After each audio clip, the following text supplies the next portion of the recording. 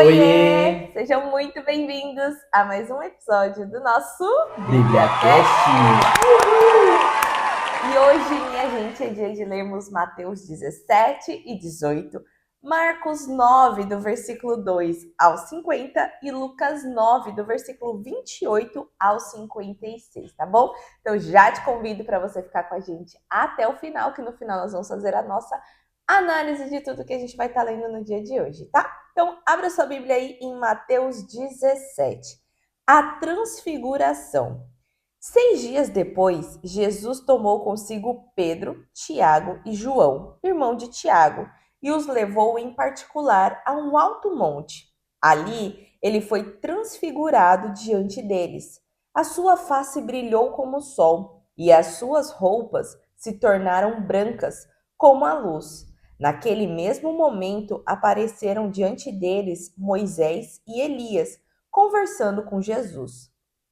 Então, Pedro disse a Jesus: Senhor, que bom é estarmos aqui. Se quiseres, farei 3 tendas: uma para ti, uma para Moisés e outra para Elias. Enquanto ele ainda falava, uma nuvem resplandecente os envolveu.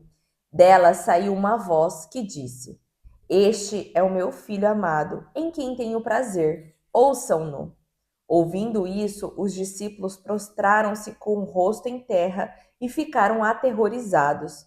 Mas Jesus se aproximou, tocou neles e disse: Levantem-se, não tenham medo. Quando eles ergueram os olhos, não viram mais ninguém a não ser Jesus. Enquanto desciam do monte, Jesus lhes ordenou: Não contem a ninguém o que vocês viram, até que o Filho do Homem tenha ressuscitado dentre os mortos. Os discípulos lhes perguntaram: Então, por que os mestres da lei dizem que é necessário que Elias venha primeiro? Jesus respondeu: De fato, Elias virá e restaurará todas as coisas. Eu, porém, digo a vocês que Elias já veio, e eles não o reconheceram, mas fizeram com ele tudo o que quiseram. Da mesma forma, o Filho do Homem será maltratado por eles. Então, os discípulos entenderam que era acerca de João Batista que ele tinha falado. Jesus liberta um menino endemoniado. Quando chegaram ao lugar onde estava a multidão, um homem aproximou-se de Jesus, ajoelhou-se diante dele e disse: Senhor, tem misericórdia do meu filho. Ele tem convulsões e está sofrendo muito. Muitas vezes cai no fogo ou na água. Eu o trouxe aos teus discípulos, mas eles não puderam curá-lo. Jesus respondeu: Ó geração incrédula e perversa, até quando estarei com vocês? Até quando terei que suportá-los? Tragam-me o menino. Jesus repreendeu o demônio e este saiu do menino, que daquele momento em diante ficou curado. Então os discípulos aproximaram-se de Jesus em particular e perguntaram: Por que não conseguimos expulsá-lo? Ele respondeu: Porque a fé que vocês têm é pequena. Em verdade lhes digo que, se tiverem fé como um grão de mostarda, poderão dizer a este monte: Vá daqui para lá, e ele irá, e nada será impossível para vocês. Reunindo-se eles na Galiléia, Jesus lhes disse: O Filho do Homem será entregue nas mãos dos homens. Eles o matarão e no terceiro dia ressuscitará. E os discípulos ficarão tomados de tristeza. O imposto do templo. Quando Jesus e os seus discípulos chegaram a Cafarnaum, os coletores do imposto de 2 dracmas vieram a Pedro e perguntaram: O mestre de vocês não paga o imposto do templo? Sim, paga, ele respondeu. Quando Pedro entrou na casa, Jesus foi o primeiro a falar, perguntando-lhe: O que você acha, Simão? De quem os reis da terra cobram tributos e impostos? Dos seus próprios filhos ou dos outros? Dos outros, respondeu Pedro. Jesus lhe disse: Então os filhos estão isentos, mas para não causarmos motivo de tropeço a eles, vá ao mar e jogue o anzol. Tire o primeiro peixe que você pegar, abra-lhe a boca E você encontrará uma moeda de 4 dracmas. Pegue-a e entregue-a a eles para pagar o meu imposto e o seu. Mateus 18. O maior no reino dos céus. Naquele momento, os discípulos chegaram a Jesus e perguntaram: Quem é o maior no reino dos céus?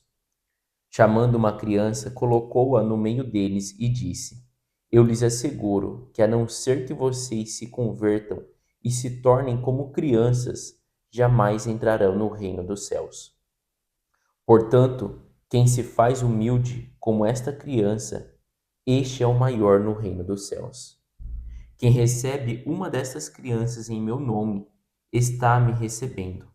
Mas se alguém fizer cair no pecado um destes pequeninos que creem em mim, melhor lhe seria amarrar uma pedra de moinho no pescoço e se afogar nas profundezas do mar.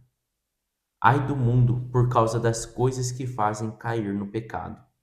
É inevitável que tais coisas aconteçam, mas ai daquele por meio de quem elas acontecem. Se a sua mão ou o seu pé o fizerem tropeçar, corte-os e jogue-os fora. É melhor entrar na vida mutilado ou aleijado do que, tendo as 2 mãos ou os 2 pés, sendo lançados no fogo eterno. E se o seu olho o fizer tropeçar, arranque-o e o jogue fora. É melhor entrar na vida com um só olho do que, tendo os 2 olhos, ser lançado no fogo do inferno. A parábola da ovelha perdida. Cuidado para não desprezarem um só destes pequeninos, pois eu lhes digo que os anjos deles nos céus estão sempre vendo a face de meu Pai Celeste. O Filho do Homem veio para salvar o que já se havia perdido. O que acham vocês? Se alguém possui 100 ovelhas e uma delas se perde, não deixará as 99 nos montes, indo procurar a que se perdeu? E se conseguir encontrá-la, garanto-lhes que ele ficará mais contente com aquela ovelha do que com as 99 que não se perderam. Da mesma forma, o Pai de vocês, que estás nos céus, não quer que nenhum destes pequeninos se perca. Como tratar a ofensa de um irmão? Se o seu irmão pecar contra você, vá e, a sós com ele, mostre-lhe o erro. Se ele o ouvir, você ganhou seu irmão. Mas se ele não o ouvir, leve consigo mais um ou dois outros, de modo que qualquer acusação seja confirmada pelo depoimento de 2 ou 3 testemunhas. Se ele se recusar a ouvi-los, conte à igreja.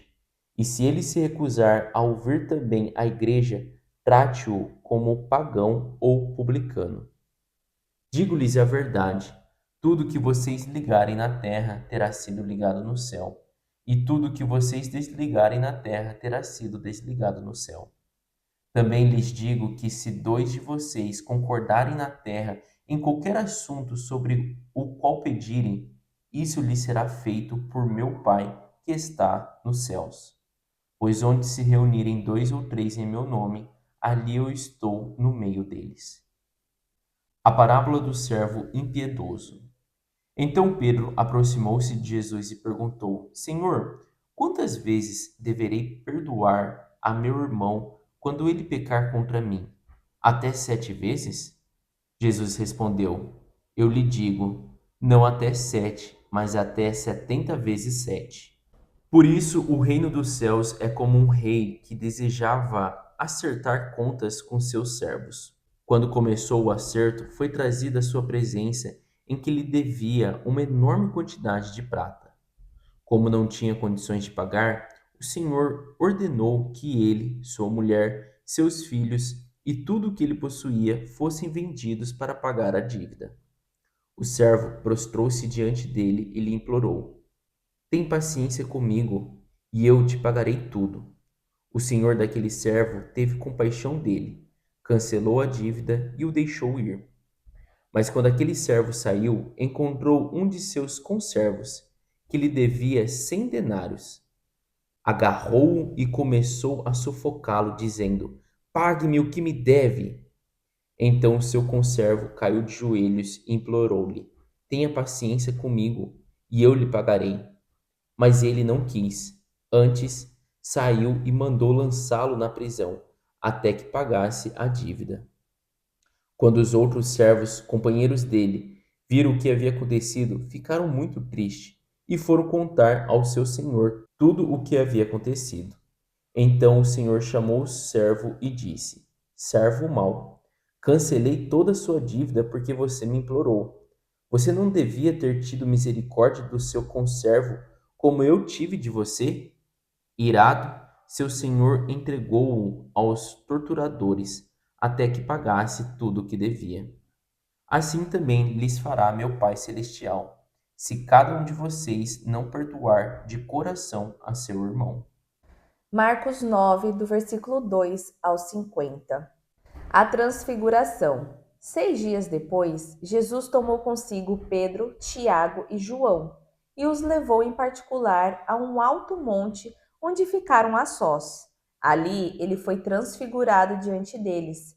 As suas roupas se tornaram brancas, de um branco resplandecente, como nenhum lavandeiro sobre a terra seria capaz de branqueá-las. Apareceram diante deles Elias e Moisés, conversando com Jesus. Então Pedro disse a Jesus: Rabi, que bom é estarmos aqui. Façamos 3 tendas, uma para ti, uma para Moisés e outra para Elias. Ele não sabia o que dizer, pois estavam apavorados. Em seguida, apareceu uma nuvem que os envolveu. Dela saiu uma voz que disse: Este é o meu filho amado, ouçam-no. Repentinamente, quando olharam ao redor, não viram mais ninguém a não ser Jesus. Enquanto desciam do monte, Jesus lhes ordenou que não contassem a ninguém o que tinham visto, até que o Filho do Homem tivesse ressuscitado dentre os mortos. Eles guardaram o assunto apenas entre si, discutindo o que significaria ressuscitar dentre os mortos. Então eles lhe perguntaram: por que os mestres da lei dizem que é necessário que Elias venha primeiro? Jesus respondeu: de fato, Elias vem primeiro para restaurar todas as coisas. Então, por que está escrito que é necessário que o Filho do Homem sofra muito e seja rejeitado com desprezo? Eu, porém, digo a vocês que Elias já veio e fizeram com ele tudo o que quiseram, como está escrito a seu respeito. A cura de um menino endemoniado. Quando chegaram ao lugar onde estavam os outros discípulos, viram uma grande multidão ao redor deles e os mestres da lei discutindo com eles. Logo que todo o povo viu Jesus, ficou maravilhado e correu para saudá-lo. Jesus perguntou: O que vocês estão discutindo? Um homem da multidão respondeu: Mestre, eu trouxe a ti o meu filho, que está com um espírito que o impede de falar. Onde quer que se apodere dele, joga-o no chão. Ele espuma pela boca, range os dentes e fica rígido. Pedi aos teus discípulos que o expulsassem, mas eles não conseguiram. Jesus respondeu: Ó geração incrédula, até quando estarei com vocês? Até quando terei que suportá-los? Tragam-me o menino. Então eles o trouxeram. Quando o espírito viu Jesus, imediatamente causou uma convulsão no menino. Este caiu no chão e começou a rolar, espumando pela boca. Jesus perguntou ao pai do menino: Há quanto tempo ele está assim? Desde a infância, respondeu. Muitas vezes esse espírito o tem lançado no fogo e na água para matá-lo. Mas se podes fazer alguma coisa, tem compaixão de nós e ajuda-nos. Se podes, disse Jesus, tudo é possível àquele que crê. E imediatamente o pai do menino exclamou: Eu creio, ajuda-me a vencer a minha incredulidade. Quando Jesus viu que uma multidão estava se ajuntando, repreendeu o espírito imundo, dizendo: Espírito mudo e surdo, eu ordeno que o deixe e nunca mais entre nele. O espírito gritou, agitou-o violentamente e saiu. O menino ficou como morto, a ponto de muitos dizerem: Ele morreu. Jesus, porém, tomou-o pela mão e o levantou e ele ficou em pé. Depois de Jesus ter entrado em casa, os seus discípulos lhe perguntaram em particular: por que não conseguimos expulsá-lo? Ele respondeu: essa espécie só sai pela oração e pelo jejum. Eles saíram daquele lugar e atravessaram a Galileia. Jesus não queria que ninguém soubesse onde estavam, porque estava ensinando os seus discípulos. Ele lhes dizia: o Filho do Homem será entregue nas mãos dos homens. Eles o matarão e 3 dias depois ressuscitará.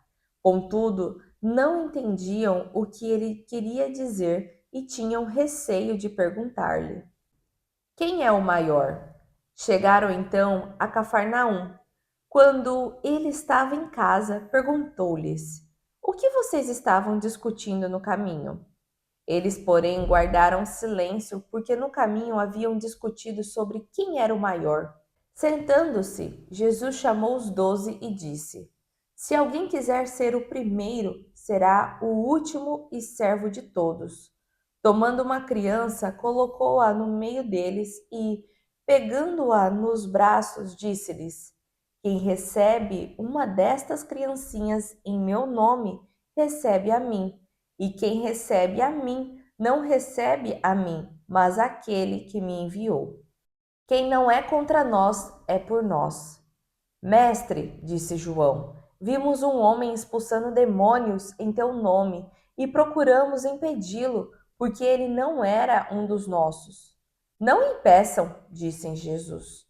Ninguém que faça um milagre em meu nome pode falar mal de mim logo em seguida, pois quem não é contra nós é a favor de nós. Em verdade lhes digo que quem der a vocês um copo de água em meu nome, por vocês pertencerem a Cristo, não perderá a sua recompensa.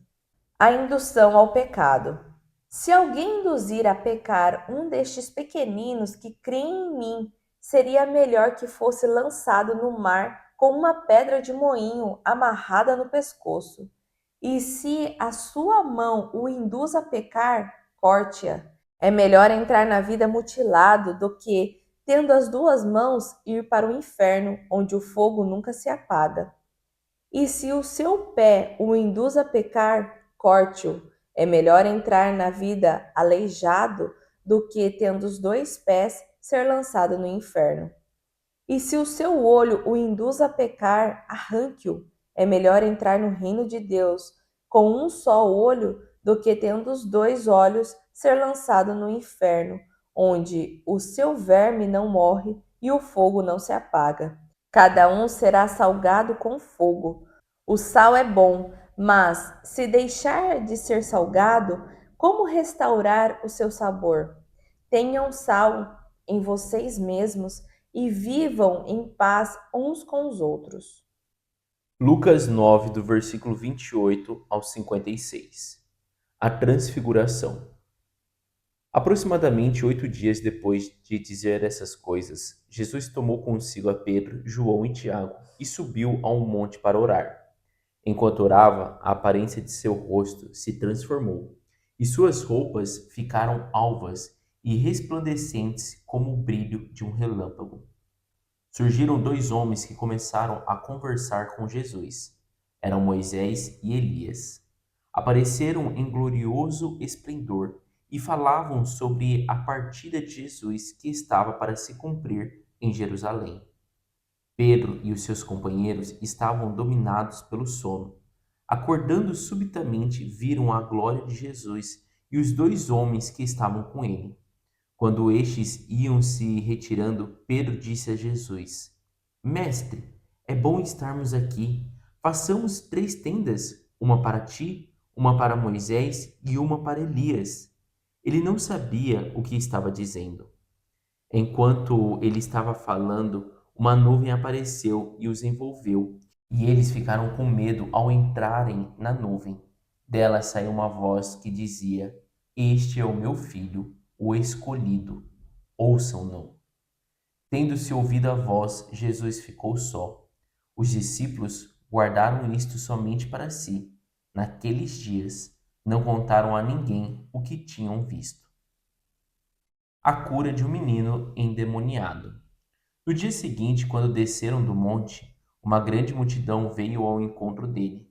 Um homem da multidão bradou: Mestre, rogo-te que dês atenção ao meu filho, pois é o único que tenho. Um espírito o domina. De repente ele grita, lança-o em convulsões e o faz espumar. Quase nunca o abandona e o está destruindo. Roguei aos teus discípulos que o expulsassem, mas eles não conseguiram. Respondeu Jesus: Ó geração incrédula e perversa, até quando estarei com vocês e terei que suportá-los? Traga-me aqui o seu filho. Quando o menino vinha vindo, o demônio o lançou por terra em convulsão. Mas Jesus repreendeu o espírito imundo, curou o menino e o entregou de volta a seu pai. E todos ficaram atônitos ante a grandeza de Deus. Estando todos maravilhados com tudo o que Jesus fazia, ele disse aos seus discípulos: Ouçam atentamente o que vou lhes dizer. O Filho do Homem será traído e entregue nas mãos dos homens. Mas eles não entendiam o que isso significava. Era-lhes encoberto para que não o entendessem. E tinham receio de perguntar-lhe a respeito dessa palavra. Quem será o maior? Começou uma discussão entre os discípulos acerca de qual deles seria o maior. Jesus, conhecendo seus pensamentos, tomou uma criança e a colocou em pé a seu lado. Então lhes disse: Quem recebe esta criança em meu nome está me recebendo. E quem me recebe está recebendo aquele que me enviou. Pois aquele que entre vocês for o menor, este será o maior. Disse João: Mestre, vimos um homem expulsando demônios em teu nome e procuramos impedi-lo, porque ele não era um dos nossos.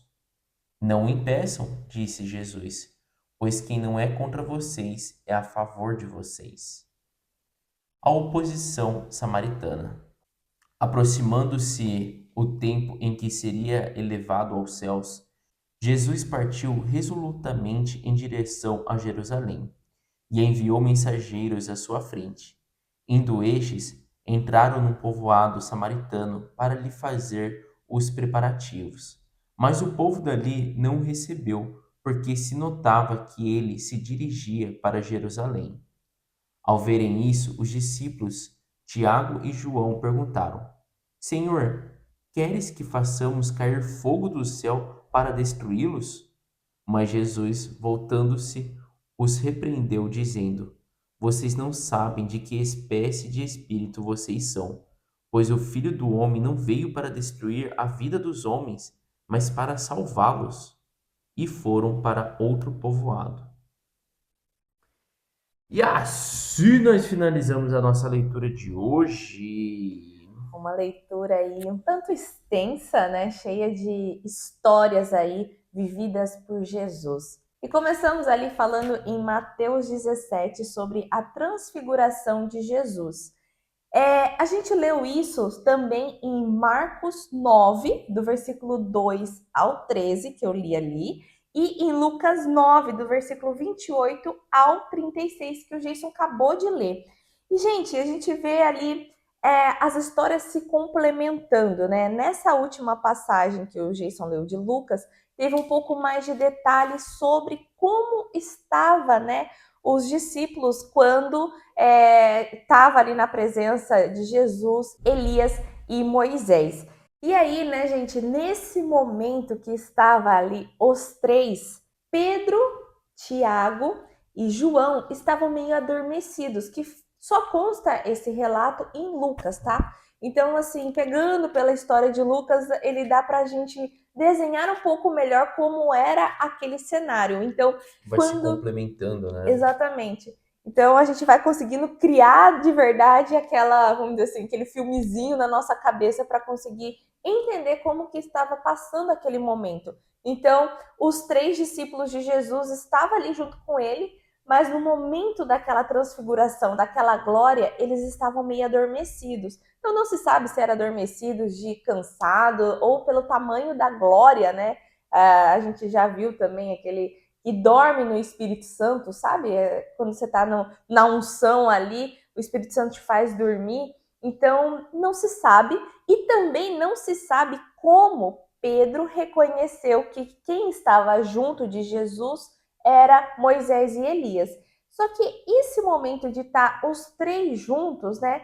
O que representa isso? Moisés representa a lei, tanto é que quando a gente fala da lei ali, é a lei mosaica, né? A lei do Antigo Testamento chama-se lei mosaica, e Elias estava representando todos os profetas. Então, um mostrava sobre a palavra de Deus, né, sobre as escrituras e tudo mais, e o outro sobre a vinda do Messias, porque quem começou ali falando sobre a vinda messiânica e tudo mais foi em Elias. Então, ali seria, vamos dizer assim, uma confirmação dos dois lados, de que tanto os judeus ali, né, os fariseus, todos ali, acreditavam. Então, só estava ali confirmando o que se estava nas escrituras, se complementando ali junto com Jesus Cristo, tá? Então, quando também a nuvem engloba ali eles e a voz sai da nuvem, né, e fala, né, ouçam, esse é meu filho, né, o escolhido, ou meu filho amado, em quem tenho prazer, né, que em Lucas fala que ele é o escolhido, em Mateus fala em quem tenho prazer, né, em Marcos fala outra fala ali, mas não anulando quem está certo e quem está errado, mas só mostrando ali para os três discípulos, né, uma confirmação de que ele sim era o filho de Deus, né? A gente também não sabe, né, dizer exatamente porque sempre Jesus chamava esses três discípulos, né? Mas É. tinha uma aproximação maior, então, até com a filha de Jairo, né? Os únicos que viram ali a filha de Jairo, né, ressuscitar foi Pedro, João e Tiago. Então era ali esses três discípulos que caminhavam ali mais perto de Jesus, né? Então é legal da gente só ver isso. E também a gente vê essa parte que Jesus ficou branco, assim, né? Não branco, mas essa transfiguração, a palavra até transfiguração, ela vem falando de Jesus ser transformado num claro, né? De falar até que a roupa dele, ninguém podia limpar tão perfeitamente como ficou, como eles Naquele viram branco, naquele né? momento ali, né? Então era resplandecente, brilhava, até em Lucas fala como um relâmpago, né? Então é legal só da gente entender que, gente, era em cima do monte. Provavelmente ali tava rolando ali um mover espiritual, Sobrenatural, né? sobrenatural. Então, é igual a Siri falou, né? Não dá para explicar por que que os três estavam dormindo, se era por cansaço ou não, mas tudo que aconteceu ali era para ter acontecido daquela forma, né? Então é legal só da gente ver E só isso. complementando, né? Só em Lucas fala, né, sobre o que os três estavam conversando, né? Elias, Moisés e Jesus, que fala sobre essa parte da crucificação, vamos dizer assim, né? Que fala da morte e ressurreição de Jesus. Nos outros, né? Mateus e Marcos não fala o que eles estavam conversando. Então, só Lucas cita isso. E depois, gente, a gente vai ali para outro tópico em Mateus 17, que foi ali do versículo 14 ao 21, falando sobre Jesus curar um menino endemoniado, que também foi falado em Marcos 9, do versículo 14 ao 29, e em Lucas 9, do versículo 37 ao 43. Aqui, nesse momento, a gente vê uma situação que a gente já viu em vários outros momentos de Jesus expulsar demônios, né, de ele ter essa autoridade. Só que a gente também não pode esquecer que em episódios um pouquinho anteriores, Jesus enviou os 12 discípulos com a mesma autoridade que ele tinha. Então, por isso que os discípulos estavam lá curando, expulsando demônios e tudo mais. E aqui, quando estava essa multidão e tudo ao redor dos discípulos e discutindo, que foi o que fala em Lucas, né, 9, os discípulos também estavam tentando ali, né, expulsar aquele demônio do corpo do menino. Só que os discípulos não estavam conseguindo, e aí, quando eles veem que Jesus chegou, o pai, né, do menino chega e vai até Jesus e pede, implora para ele para que possa libertar o menino, né? E aí o Jesus até fala: ó geração incrédula e perversa, até quando estarei com vocês? Até quando terei que suportá-lo? E quando a gente lê, né, sobre isso, dá a impressão assim que Jesus estava irado, ou Jesus estava se achando muito, né? Até quando vou ter que suportá-lo? Mas não era em relação a isso, mas em relação a assim, gente, eu já passei para vocês toda a minha autoridade. Por que vocês não creem no que vocês portam? Porque a gente entende dessa parte da geração incrédula quando ele vai lá e explica para os discípulos, quando eles perguntam, né, por que eu não consegui expulsar aqueles demônios? E aí Jesus até fala, né, por conta da tua fé. Porque se você tiver uma fé do tamanho de uma mostarda, você vai poder falar para esse monte, sai daqui e vai para lá. E ele vai, porque o que move você é a tua fé. Então, por isso que ele fala de geração incrédula, de você ser pouca fé, né? De você não acreditar nem que você possa expulsar o demônio. E ali, quando ele cita, né, também como o demônio fazia, envolvia aquele menino, dá a impressão que até os discípulos ficavam assim atônitos, né? Meu Deus do céu, como que eu vou expulsar esse demônio forte aí? E aí, quando Jesus repreende e expulsa, e depois os discípulos vão conversar com ele, né? Que até em Mateus tem isso um pouco mais detalhado do que os outros evangelhos, falando, né?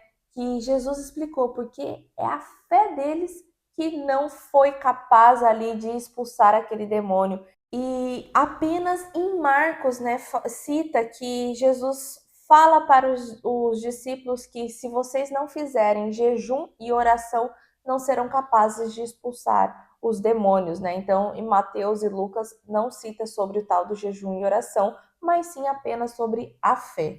Essa parte, né, de jejum e oração que a Sayuri falou por último, ela levanta alguns questionamentos. Porque, igual na minha Bíblia aqui em Mateus está escrito, na da Sayuri já não está escrito. Em Marcos só que está escrito, mas também fala que alguns outros manuscritos não está escrito. Por que isso, gente? Porque a Bíblia foi, né, foi várias pessoas foram escrevendo, escrevendo, e algumas pessoas logo nos primeiros séculos e tal, alguns mestres, né, alguns ali, como que nós podemos dizer assim, já pessoas que estavam escrevendo a Bíblia, acharam, né, necessário colocar essa parte. Mas assim, existem vários manuscritos que foram tendo, né, então para chegar numa verdade. A verdade ela é determinada dessa forma. Quando várias testemunhas falam alguma coisa, aquilo se torna uma verdade. Então até que coloca tanto em Mateus e Marcos, na minha Bíblia coloca vários manuscritos não trazem esse versículo, não trazem essa passagem. Enfim, isso é uma coisa só histórica para a gente entender, né? Mas que realmente, de fato, Jesus queria mostrar ali que existem, né, alguns demônios, e isso é uma coisa que dá para a gente ver, que existem alguns demônios que são um pouco mais complicados do que outros de saírem de um corpo. E que os discípulos precisavam ter fé. Então ele realmente toca nessa parte, que é por falta de fé que os discípulos não conseguiam. Você precisa ter um pouquinho mais de fé com alguns demônios do que com outros, né? Mas até o que eu acho engraçado é que ele fala, se a sua fé for pequena, que ele fala, né, do tamanho de um grão de mostarda. Era o menor grão que eles conheciam naquele momento.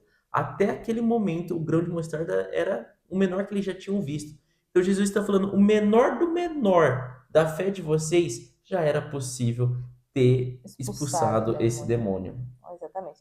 E depois a gente vai ali para dois versículozinhos bem curtos e breves, que foi o 22 e o 23, falando sobre novamente Jesus predizer a sua morte pela segunda vez, que também está escrito em Marcos 9, do 30 ao 32, e em Lucas 9, do 44 ao 45.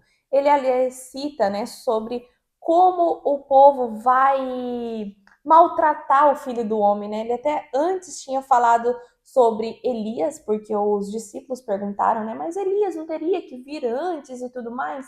E aí Jesus até fala assim, ele deveria vir e veio. Só que os homens maltrataram e fizeram o que bem queriam com ele e não reconheceram. E assim também será com o filho do homem. Ele estava se referindo a ele, que vão maltratar, vão matar, mas no terceiro dia ele irá ressuscitar. Só que aqui até deixa muito claro, né? Os discípulos ficaram tomados de tristeza, não entendiam, mas tinham receio de perguntar novamente para entender para Jesus, né?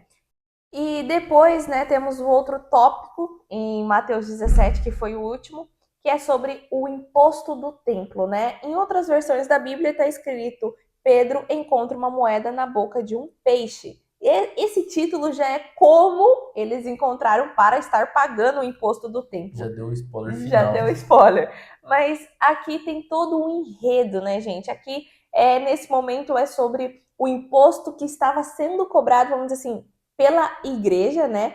E ali foram questionar a Pedro. E o Pedro até fala, né? Sim, o meu mestre paga o imposto. E quando Jesus vai questionar Pedro, ele até pergunta assim: Pedro, quem os reis da terra cobram tributos e impostos? Dos seus próprios filhos ou dos outros? E Pedro responde: dos outros. E aí Jesus fala: então os filhos estão isentos, mas para não causarmos motivo de tropeço a eles, vá ao mar e jogue o anzol. E o que isso quer dizer sobre os filhos e dos outros, gente? Tá querendo dizer ali sobre os reis, né? Quando cobra o imposto, vamos dizer, o Jason é o filho e eu não sou ninguém. De quem que ele vai cobrar imposto? De mim. O filho está isento. Então, referindo-se ao templo, nós deveríamos estar isentos também de pagar o imposto, porque nós somos filhos, né? Mas Jesus até coloca, para não sermos motivos de tropeços ou para não causarmos confusão, vá no mar, jogue ali o anzol e tire da boca 4 dracmas, né? Porque cada pessoa teria que pagar 2 dracmas. Então, Jesus já tinha provido, né? Deus já tinha provido ali para ele pagar o dele e de Pedro também, porque Pedro também não tinha pago, né? Tanto é que finaliza ali falando, né?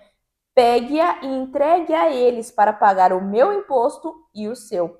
Então ali a gente já está vendo que Jesus estava cumprindo sim com a ordenança daquele tempo, porém, né, ensinando sobre o que é certo e o que é errado. Mas ele não concordava, porém, para não dar discussão, cumpriu com o que devia ser cumprido, né?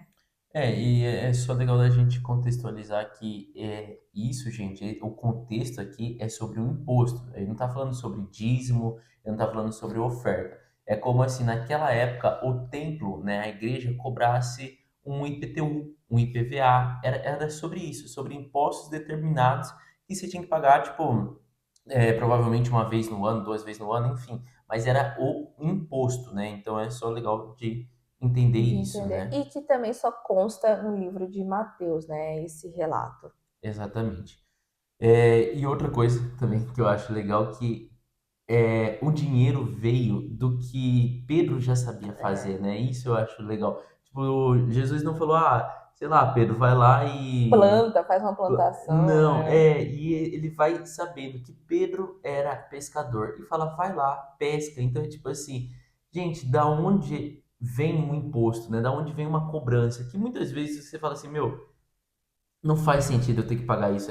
Tipo meio que injustiça. Eu vejo Jesus falando assim: é injusto a gente ter que pagar. No entanto, se está sendo cobrado, vamos pagar para não ser, né, uma pedra de tropeço, ou para, ele até coloca aqui na minha versão, para não escandalizá-los, né? Então, tipo assim, vai que da onde é o seu ganha-pão, lá ainda vai vir mais do que você precisa, né? Então, da onde que da boca de um peixe vai ter a moeda, né? E eu acho que essa parte, né, da onde vem, da onde provém ali, não é uma mera coincidência, não é, Sim. né, tipo, era realmente o que Pedro sabia fazer, era realmente, né, da pesca que Pedro sobrevivia, e ali ele tá mostrando, né, tipo assim, eu posso fazer, né, muita coisa, da mesma forma que Pedro viu, né, da rede vindo um milhão de peixes ali, né, quando Jesus manda. Agora ele está vendo da boca de um peixe vindo ali 4 dracmas, né? E depois nós fomos para Mateus 18, que ele fala o maior no reino dos céus. E isso também nós lemos em Marcos 9, do 33 ao 37. Depois também continua ali do versículo 42 ao 46. E lemos em Lucas 9, do 46 ao 48. Fizemos essa leitura hoje também, né? E ali, gente, fala que Jesus estava caminhando junto com seus discípulos e os discípulos estão num rumor ali, querendo saber quem que será o maior no reino dos céus. E Jesus, conhecendo, né, fala assim que ele não ouviu os rumores, mas conhecendo o coração deles, né, aquele velho assim, o Espírito Santo que habita em Jesus revela tudo para ele, né? Então, conhecendo ali sabendo que eles estavam discutindo, fala que, até em Lucas, fala que ele já, chegando em determinado local, ele chama uma criança próximo, né, dele ali. Então, ele chama uma criança, coloca no meio deles e mostra, aqui está, né, lhes asseguro a vocês que o menor de vocês será o maior no reino dos céus. Que ele fala ali em Mateus, né, no versículo 4, no 18:4. Portanto, quem se faz humilde como esta criança, este é o maior no reino dos céus. Então, assim, ele fala, não tem como vocês adultos, né, vocês aqui já discípulos, se converterem ou se transformarem numa criança. Vocês já são seres adultos. No entanto, se faça humilde como uma criança, né, que assim, né, será permitido você entrar no reino dos céus e o mais humilde de todos será o maior no reino dos céus. E daí depois ele ainda fala, né, quem receber uma criança dessa, a mim está recebendo, né? Quem cuidar de uma criança dessa está cuidando de mim também. E ainda dentro desse contexto, né, tanto em Mateus, Marcos e Lucas, fala daquela parte sobre você arrancar sua mão ou você arrancar seu braço, né, que Jesus adverte para que tenhamos cuidado, né? E essa não é a primeira vez que Jesus fala sobre isso, eu já tinha falado anteriormente, sobre nós cuidarmos, se a nossa mão faz nós pecarmos, é melhor que nós arranquemos ela e jogamos, né, fora, do que fazer com que todo o nosso corpo peque. Então ele fala, né, sobre a mão, sobre o pé, sobre os olhos. E é legal da gente entender isso, que não, Jesus não fala de forma literária, né? Para você realmente cortar ali e pôr, porque não é isso que vai fazer você mudar. Se o teu coração tá contaminado, né, é aquele assim, o que sai de dentro de você que é o que te torna impuro. Mas ele tá falando assim, é realmente assim, levar ao extremo. Se é os nossos olhos que está fazendo o nosso ser pecar, que está fazendo nós sermos impuros, é melhor sim que nós arranquemos ele. Porque, tipo assim, tenha consciência, gente, que a gente tem um controle do nosso corpo, nós temos um controle da nossa mão, nós temos um controle dos nossos olhos. Mas se você falar, olha, nossa, é difícil, eu não consigo. Nossa, sei lá, meu olho vai lá e já caça ali o dinheiro na qual eu vou lá Vou e pego, roubar. né? Vou lá e roubo. Então arranca ele. Se você não consegue controlar seu olho, arranca ele. Porque é melhor que seja jogado fora seu olho do que todo o seu ser lançado no inferno. E depois nós lemos sobre a parábola da ovelha perdida, né? Que na leitura de hoje só consta aqui no Evangelho de Mateus e que é uma passagem muito famosa, né? Em que tem até músicas na qual ele fala ali que para a gente não desprezar os pequeninos, né? E esses pequeninos, gente, ele não está se referindo a pessoas pequenas, né? As crianças ali, né? Mas ele fala sobre os pequeninos na fé, os pequeninos no caminhar com Cristo, né? Então até ele fala ali, o que acham vocês? Se alguém possui 100 ovelhas, né? E uma delas se perde, não deixará as 99 nos montes, indo procurar a que se perdeu?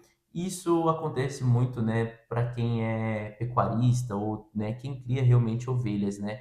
Quando você vai juntar o rebanho, você sempre conta. E quando falta um, a preocupação é muito grande. Tipo assim, onde está esse rebanho? E é legal da gente entender muito isso. Não é que as 99 não têm valor. Na verdade, você tem valor aquelas 99.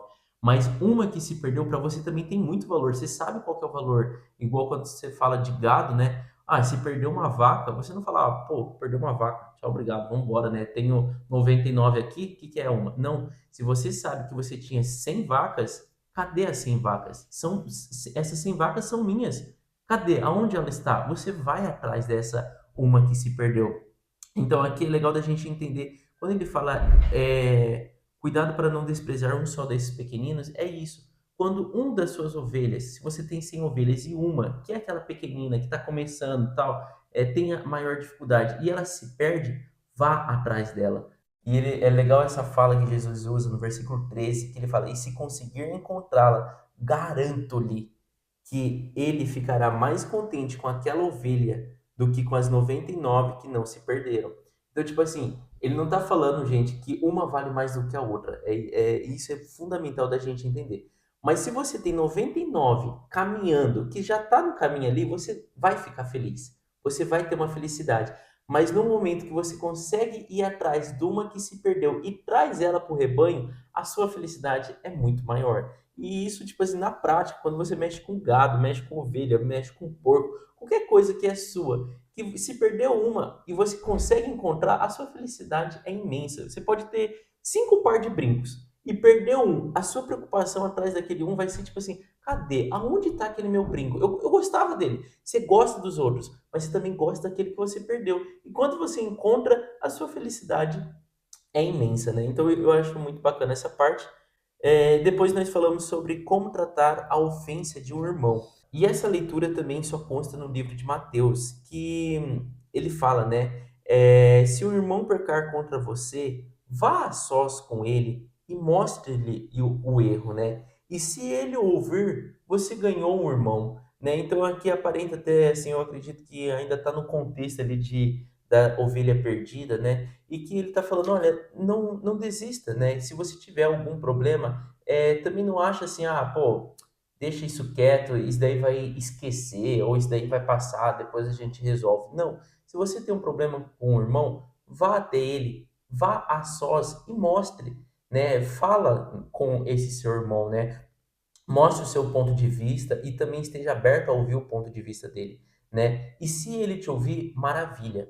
Agora, se ele não te ouvir, também não desista. Vá com outros 2 ou 3, né? Ele fala ali, testemunhas, né? Para aquela conversa. Porque se o negócio tá complicado, nenhum Tá tá ríspido o tá negócio, ríspido, né? nenhum tá entendendo o lado do outro, leve 2 e 3 testemunhas que sejam, né, ali, Apaziguadoras, né, para confirmar também as acusações, vamos dizer, que vai começar um tira pedra daqui, outro tira pedra dali, para conseguir apaziguar o negócio, né? Exatamente. E ele ainda continua: se ele se recusar a ouvi-lo, se recusar a ouvir essas 2 testemunhas, conte à igreja, né? Essa igreja já é uma tradução já para os dias atuais, né? Então ele fala: conte à igreja. E se ele se recusar a ouvir também a igreja, aí sim, gente, trate ele como um pagão ou um publicano. E o pagão e o publicano é legal da gente entender, não é para você tratar ele tipo assim, sei lá, como ele já está no inferno. Um pagão e publicano é uma pessoa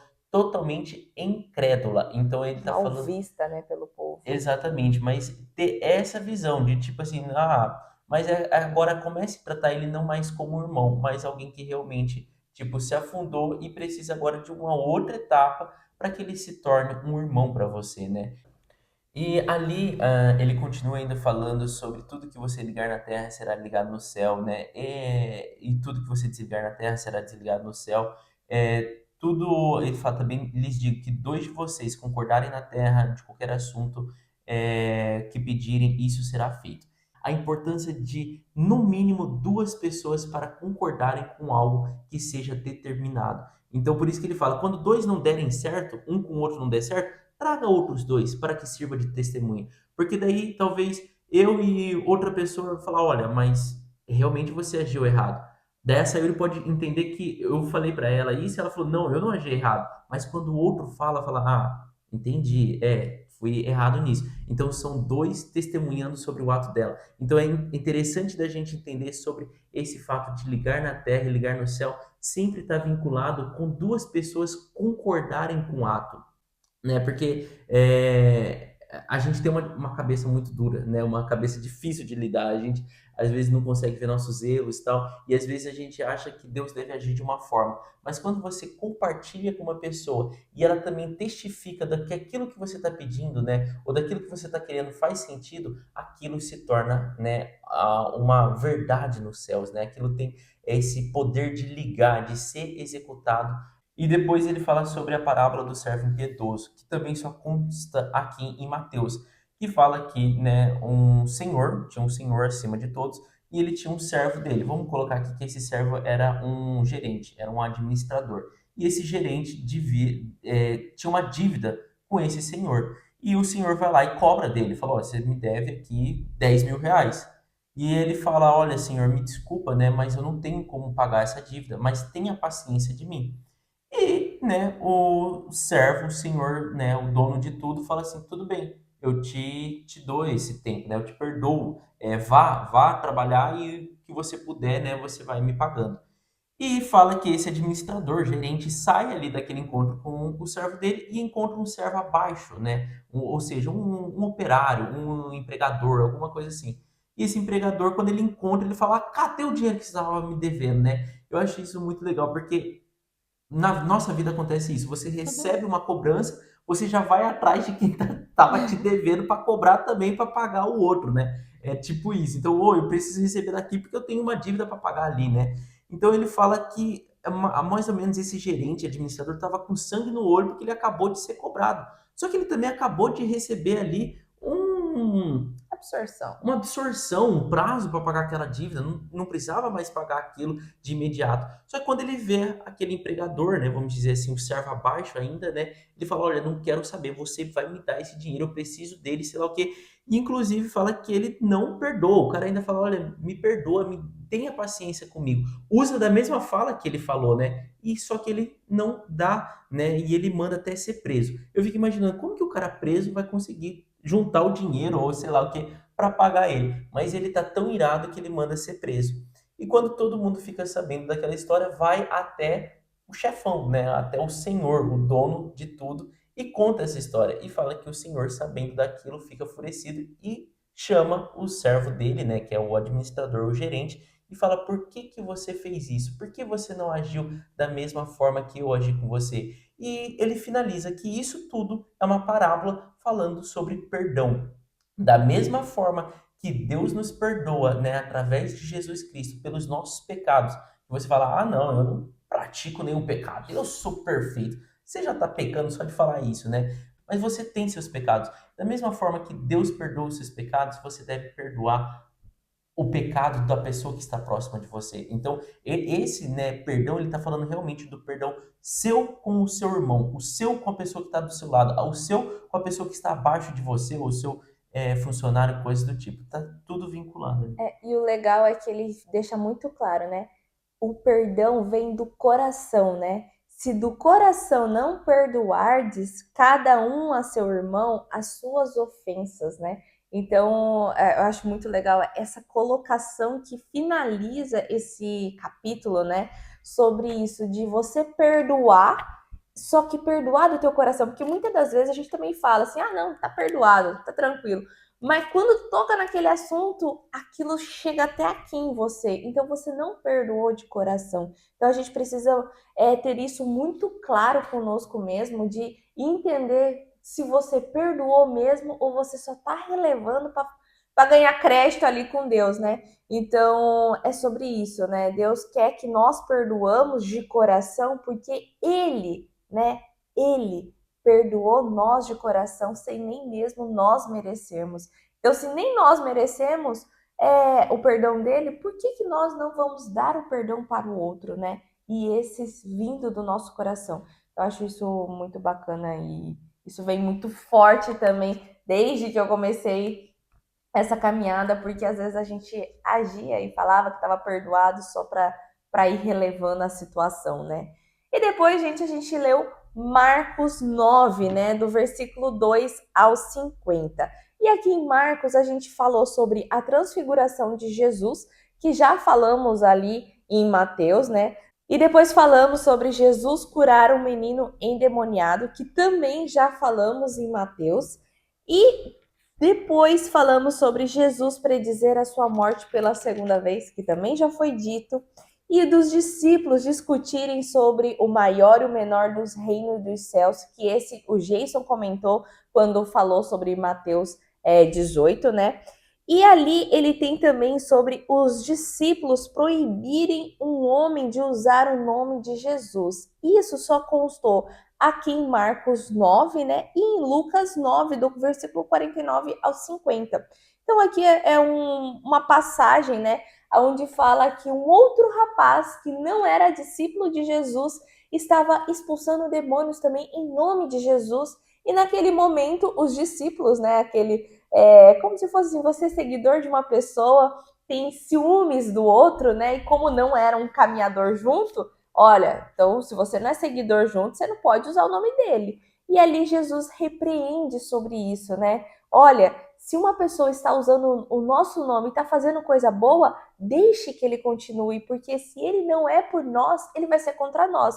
E o que isso quer dizer? Se ele está usando o nosso nome e está fazendo coisa boa, ele está por nós sim, então pode continuar a caminhada. Agora, se ele está usando o meu nome para coisa errada, aí sim você repreende, ele está contra nós. Então não quer dizer que só quem vai expulsar demônios ou só quem vai fazer o bem, falar do evangelho, é só vocês 12 que são meus discípulos. Não, vai ter mais pessoas. Então aqui também dá a entender que Jesus já está até mostrando como vai ser mais para frente, né? Que vai ter mais seguidores dele que não vai estar junto, mas vai estar pregando sobre o bem e sobre o nome de Jesus para outras populações, né? E eu acho, assim, dessa passagem, uma coisa que eu acho engraçada, assim, porque provavelmente essa pessoa, talvez os discípulos não conheciam a aparenta, né? Então, tipo assim, é alguém que viu os Como discípulos faziam, né? fazia e começou a fazer também.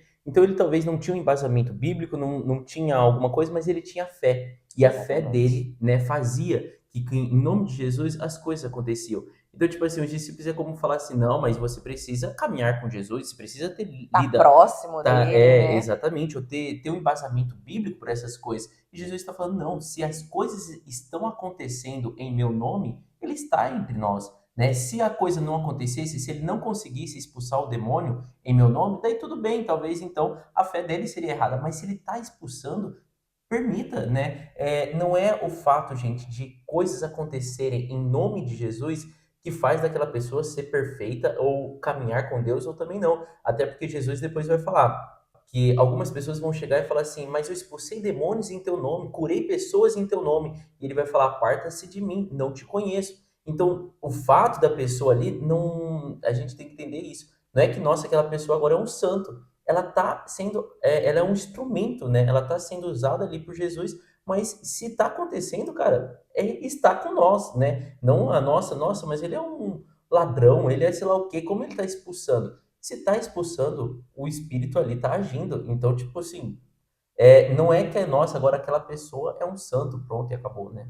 Exatamente. E depois, por último, ali da leitura de Marcos, nós lemos sobre Jesus alertar contra os escândalos, que também já foi dito em Mateus 18, que foi a parte onde o Jason falou sobre os olhos fazerem pecar, a mão fazer pecar e tudo mais. Então, aqui, novamente, reforça sobre isso, né? Se isso te faz pecar, arranque, né? Arranque de você se você não tem controle para não estar pecando e indo pro outro caminho ali, pro fogo do inferno, né?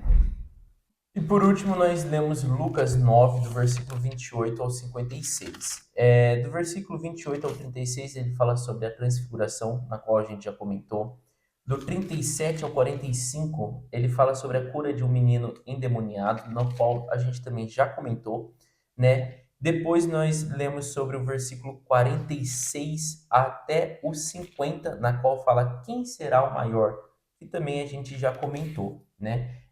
E por último, para finalizar a leitura ali de Lucas, a gente leu do versículo 51 ao 56, que fala sobre a oposição samaritana. E aqui é bem curto, né? Só relata que Jesus estava a caminho, indo em direção a Jerusalém, e ele manda duas pessoas, dois mensageiros à frente dele, que passariam por uma terra de samaritanos, e na qual ali ele pede, né, para que entre ali naquele lugar e fazer alguns preparativos, porque eles estavam chegando ali, provavelmente, sei lá, já vê se tem uma casa para nós, já vai comprando comida, e sabendo ali que são 12, né? E fala que esses samaritanos, sabendo que Jesus está passando ali, mas no intuito de dirigir-se para Jerusalém, que ele não iria ficar ali, esses samaritanos não querem receber. Então, tipo assim, o senhor só está vindo aqui para dormir, depois acordar e já vai partir, nem vai ficar aqui com a gente. Então vai embora, não vamos receber vocês. E fala que, né, vendo isso, né, sabendo disso, né, vieram os discípulos Tiago e João e perguntaram: Senhor, queres que façamos cair fogo do céu para destruí-los? Eu acho aqui ousados, né? E ainda cita, né? Como Elias também fez isso. Exatamente. Então, tipo assim, vamos aqui já Acabar com essa cidade. fazer uma peneirada aqui. Se eles não querem receber a gente, que eles queimam, né? E a resposta de Jesus eu acho fantástica, né? Que ele coloca: Vocês não sabem de que espécie de espírito vocês são, pois o Filho do Homem não veio para destruir a vida dos homens, mas para salvá-las. E foram para outro povoado. Ou seja, tipo assim, gente, não querem receber. Tenha compaixão, né? Não é tipo assim, agir no ódio. Então, se você é contra mim, então Tchau, eu vou lançar morra. fogo, né? Inclusive, né? E, Morra, né? e isso é legal, que Jesus já tinha alertado, até mesmo quando ele enviou os discípulos. O lugar que não quiser te receber, não quiser te ouvir, sacuda a poeira da tua sandália e vai para outro canto. Então, a gente também tem que olhar muito os discípulos com olhos humanos também, que eles estavam ali num caminhar de aprendizado, assim como nós também estamos, né? Às vezes vem a ira santa ali, mas a gente nunca pode esquecer dos ensinamentos que Jesus também já nos deu antes, né? Que aquele ensinamento não era só para aquele momento, era para vários outros. Eu acho importante, assim, da gente entender que muitas vezes, mesmo você sabendo de uma verdade, você não vai conseguir que algo, né, outra pessoa entenda aquilo. Então, assim, na nossa vida de evangelizar, de entregar a palavra, você às vezes vai ter, né, dificuldades, tal pessoa talvez não vai receber aquilo. E não é por causa disso que você vai falar assim, olha, você já tá no inferno, irmão. Nossa, já. Como que você não recebe isso? Exatamente, eu tô aqui te entregando a verdade. Então, tipo assim, o que que você faz? Vá para o outro povoado, ou como a senhora falou, sacuda, tipo assim, poxa, eu entreguei, fiz o meu melhor. Tipo assim, tô de consciência limpa. Se existir algum outro momento, vou falar novamente. Mas, tipo assim, o que a gente já faz nossa, se você não vê essa palavra, olha, tá repreendido, já acabou. Então, assim, é legal da gente ter essa visão, porque cabe para nós no dia de hoje, né? Todas as mensagens aqui do Evangelho elas são aplicáveis atualmente também. São antigas, mas são muito novas, né? Exatamente. E acho que é isso que a gente tem para compartilhar com vocês, gente. Espero que tenha feito sentido. Já te convido para você estar curtindo esse vídeo, se inscrevendo no nosso canal e ativando seu sininho para estar conosco nos próximos episódios, viu? Beijo, tchau! Tchau! Oiê! Parabéns! Você concluiu mais um episódio do nosso Bíblia Cast. Aqui do lado já deixei o quê? Nosso canal para você estar se inscrevendo e aqui abaixo o sininho para você já deixar ativado e ser notificado sempre quando a gente lançar o próximo episódio. E o próximo episódio já está aqui também para você estar assistindo e crescendo cada vez mais espiritualmente, viu? Então vai lá, já clica aqui e já assista o próximo episódio. Nos vemos! Tchau!